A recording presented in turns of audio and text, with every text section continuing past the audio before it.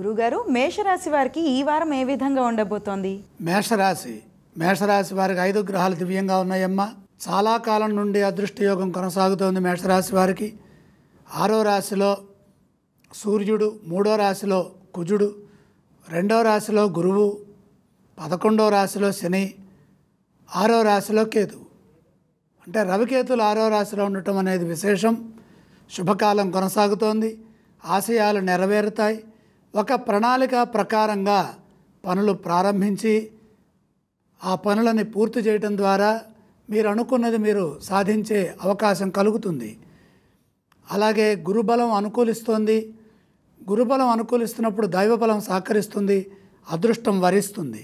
మంచి మార్గంలో మేలైన ఆలోచన సరళితో లక్ష్యాలను సాధించండి. సుస్థిరత ఏర్పడుతుంది.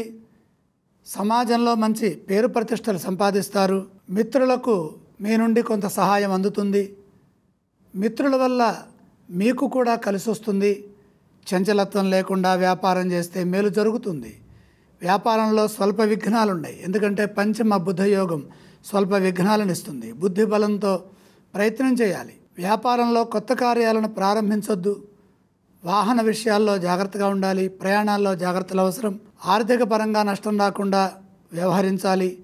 ధైర్యంగా ప్రయత్నం చేస్తే వారం ప్రారంభంలోనే ఒక పనిలో మంచి విజయం లభిస్తుంది. ఆత్మవిశ్వాసం మెండుగా ఉంటుంది. ఇప్పుడు తీసుకునే నిర్ణయాలు మీకు మంచి భవిష్యత్తుని ప్రసాదిస్తాయి. సాహసోపేతమైన కార్యాలు చేస్తే అవి కలిసి వస్తాయి. గురుగారు, మేషరాశి వారు ఈ వారం ఏ స్తోత్రాన్ని పఠించాలి? మేషరాశి వారికి 5 గ్రహాలు అనుకూలిస్తున్నాయి కాబట్టి లక్ష్మీ ధ్యానం చేసుకోవడం చాలా ఉత్తమం. మేషరాశి వారు ఏ ఆలయాన్ని సందర్శిస్తే శుభ ఫలితాలు కలుగుతాయో తెలియజేస్తారా గురుగారు?